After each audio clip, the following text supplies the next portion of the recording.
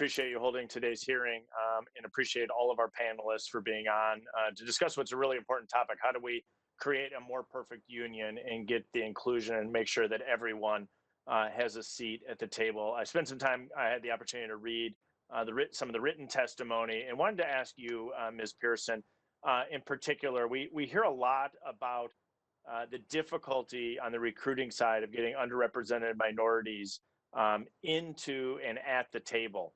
And wanted to just to dive in with you and some of the things that your organization is doing, in particular as it relates to the mentorship side of this.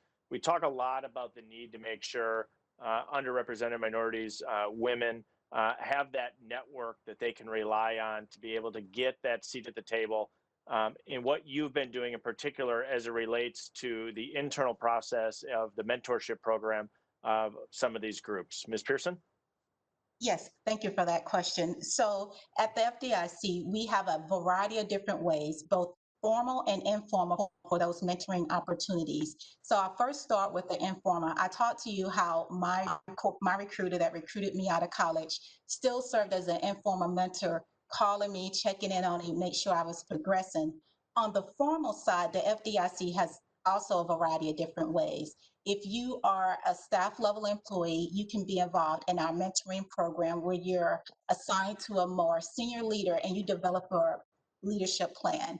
In addition to that, we also have a specific plan for leaders. We have our leadership mentoring plan where managers can be partnered with more senior managers for their development.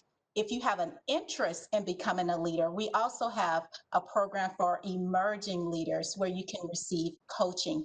In addition to that, we are now focused on some of our more senior leadership opportunities where we can take individuals that we identify who are high performing and partner them with specific assignments and higher levels that they may not normally get an opportunity to be exposed to, because that awareness, having representation, all of those things help contribute to the success factors, and it did for me.